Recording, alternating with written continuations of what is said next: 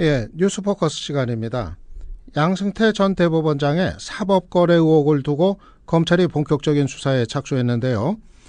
이제 검찰 수사를 받게 된 대법원이 KTX 승무원 해고 사건을 놓고 재판 거래는 없다고 거듭 주장을 하고 나섰습니다.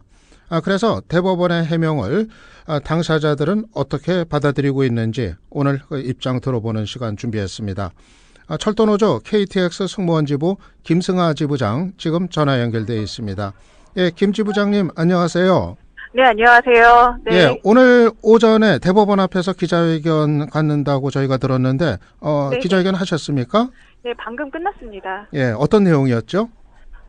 어제 대법원에서 공보실에서 낸 그 보도자료를 보고 너무 분노하는 마음에서, 그것에 대한 저희들의 의견, 저희들의 분노를 좀 표현하고 하는 기자회견을 했습니다. 예, 그 분노가 어떤 얘기로 표현이 됐는지 한번 좀.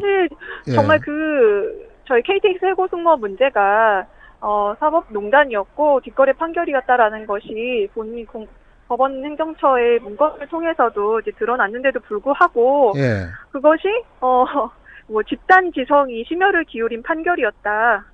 그리고 새로운 법리 적용을 한 것이었다. 문제가 없었다라는 이런 변호를 이렇게 변명을 늘어놓는 그런 보도자료를 내보냈는데요. 저희로서는 너무 화가 나죠. 이게 그렇게 집단지성이 모여서 최악의 판결을 내렸고 생명을 앗아가는 그 수많은 노동자들이 희생당하는 그런 판결을 내렸으면 사과하고 반성하고 사퇴해야 되는 겁니다. 그런데 어디 지금 감히 이것이 잘못되지 않았다 변명을 하고 있는지, 그리고 지금 KTX 해고 승무원 문제의 주심이었던 고영한 대법관이 아직도 대법원에 있습니다. 네, 그럼에도 불구하고 수사 대상인 범인인 당사자가 거기서 자신들의 해명을 한다는 거는 대법원의 스피커를 이용해서 아직도 지금 정말 헌법에서 보장한 사법권은 독립된 기관이라는 헌법까지 유린해 가면서 스스로의 변호를 하는 건데요. 이미 떨어진 대법원의 신뢰를 스스로 완전히 그냥 박살내는 거라고 생각을 합니다. 예, 대법원의 해명이 전혀 납득이 되질 않고 해고 승무원들이 아주 이제 화가 나신 그런 이제 분위기인데요. 한번 좀 하나씩 이제 짚어보죠.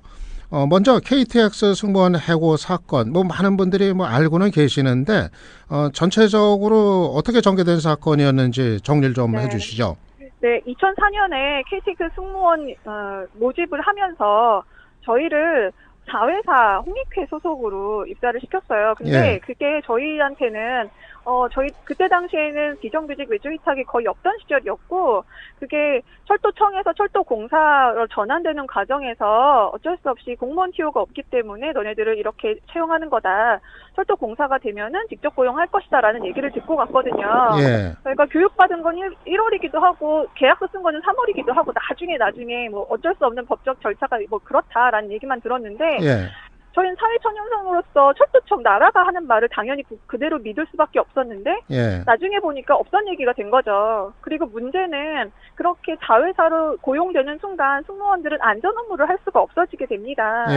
그러니까 제대로 된 승무 업무를 할 수 없는 상황이 돼버리기 때문에 저희는 이 고용 구조가 바뀌어야 된다라고 해서 파업을 시작했던 건데 이것이 이제 법원으로 갔을 때 처음에는 당연히 KTX 승무원이 철도공사의 직원이 맞고 모든 것은 철도공사가 지휘 감독을 했었다. 현실적으로 안전과 서비스 업무가 분리되지 않는다라고 판결을 해주셨어요. 그런데 대법원에서 갑자기 이 모든 것이 뒤집히면서 아니다.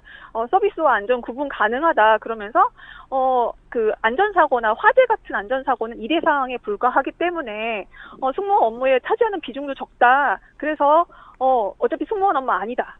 그리고 문제가 됐던 게 그 열차팀장 철도공사 사람이 저희 승무원들에게 지시와 감독을 사실 수시로 할 수밖에 없고 해왔는데 이것을 대법원은 지휘 감독한 게 아니라 계약서 상대로 이행되고 있는지 확인하고 감수하는 절차에 불과한다라는 말장난으로 저희를 패소를 시켰어요. 그러니까 파견이 아니라 하청이었다. 대법원은 그렇게 판단한 거죠. 그런데 1, 2심에서는 모두 이제 승소를 하셨단 말입니까? 그러다가 이제 대법원에서 뒤집혀진 건데, 그렇게 1, 2심이 일관된 결과가 나왔는데 대법원에서 뒤집어지는 경우가 흔히들 있다고 하던가요? 이런 경우는 정말 아주 극히 드물다고 하더라고요. 예. 이게 보통 대법원은 1, 2심에서 적용된 법리가 제대로 적용됐는지 안 됐는지만 판단하는데 이번 대법원에서는 모든 1, 2심의 증거를 다 부정을 했어요. 예. 사실 철도공사가 저희를 지휘 감독하고 승무원 매뉴얼도 작성하고 채용부터 교육까지 다 담당했음에도 불구하고 이 모든 걸 다 무시하고 자회사 홍익회가 너네들과 계약을 맺었으니 너네 자회사 직원이야. 그리고 자회사에서 너네들의 유니폼 지급했고 가방 지급했고 그랬으니까 너네들은 자회사 직원이야. 라는 정말 딱 필요한 그 정말 형식적인 부분만을 들어서 저희들 패소 판결을 낸 거죠. 예. 그런데 어제 대법원이 해명한 거 보면은 뭐 다른 사건들하고 마찬가지의 법리적인 판단을 했다 이렇게 이제 네, 해명을 네. 했단 말이에요. 네. 이거 이제 추궁을 못 하시는다는 거죠? 그것도 사실 그 기준에서 봤어도 저희 KTX 승무원 문제는 워낙에 그 부분에 대한 증거 자료가 너무 많았기 때문에 예. 회수할 수가 없는 사건이었습니다. 그런데 모든 거를 다 그렇게 보고도 아니야 나는 그렇게 볼 수 없어라는 판결을 그냥 막무가내로 내린 거였거든요. 예. 네.